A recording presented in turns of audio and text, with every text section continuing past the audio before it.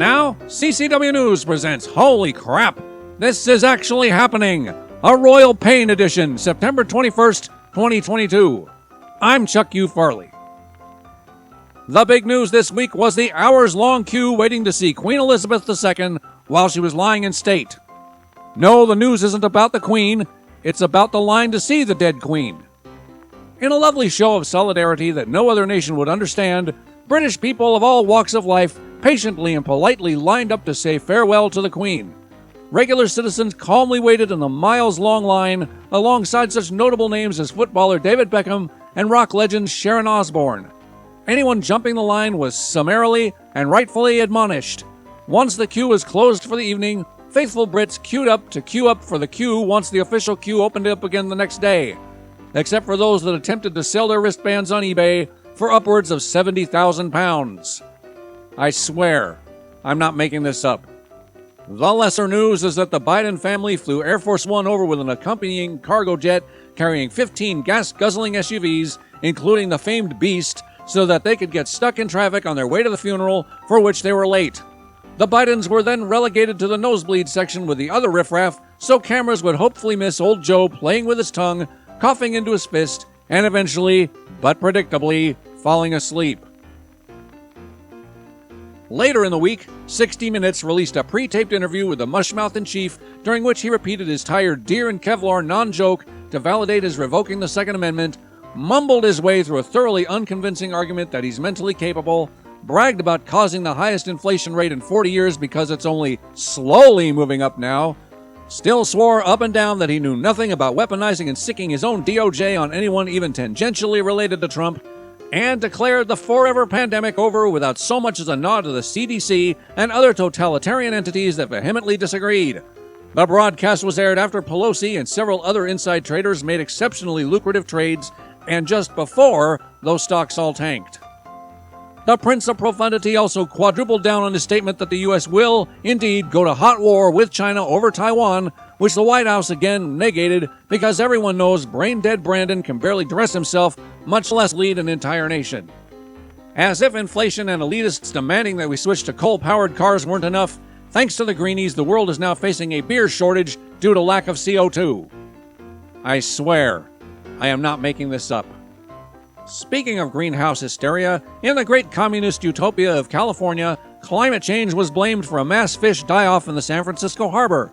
California is known for blaming everything on climate change, from their ever-increasing homeless population to Governor Newsom's need to wear a parka in his frigid office while telling people to turn off their air conditioners during heat waves. Once scientists stopped virtue signaling and actually investigated, it was found that the algae bloom was caused by an overabundance of human waste, much of which emanated from Newsom's speeches. Elites in Martha's Vineyard, a well-known sanctuary city, were so upset at the 50, yes, 50 immigrants who actually sought sanctuary there, that they called the National Guard and had them immediately deported to a military prison, nearby army base. The 50 illegal immigrants represented 0.0001% of the number of invaders the Biden cabal forces on border states each day. The only thing liberal elites hate more than being inconvenienced is actually getting what they ask for.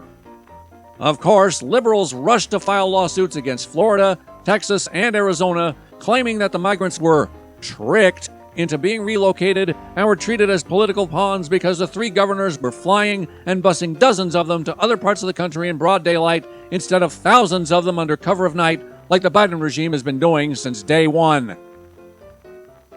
Speaking of travel debacles, at the Lagos airport, Nigerian customs officers became suspicious of a group of 16 bags because of their foul odor. Upon investigating, the authorities reportedly intercepted 7,000 smuggled donkey penises heading for Hong Kong. I swear, I could not possibly make this up.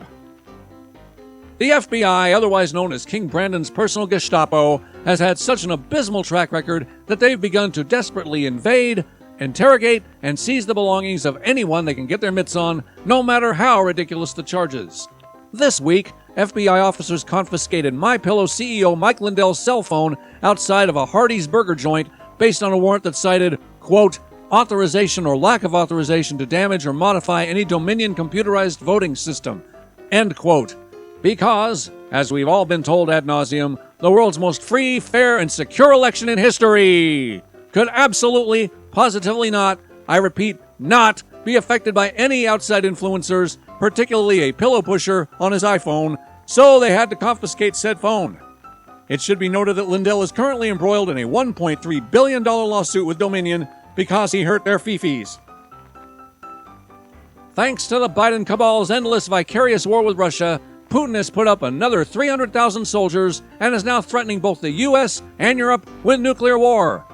Biden directly addressed this threat by creepily whispering, "Don't, a plea that any warmongering dictator would respect. Vladimir Putin has no fear of retribution from what was once the strongest nation in the world because when the current leader of the once free country isn't giving satanic hate speeches condemning half his subjects, he's sending billions of their tax dollars overseas to continue wars that destroy the economy further so that he has to raise our taxes so that he can send more of them overseas.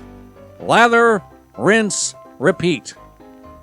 For CCW News, this has been Holy Crap, This is Actually Happening. I'm Chuck U. Farley. Good night, and may God help us.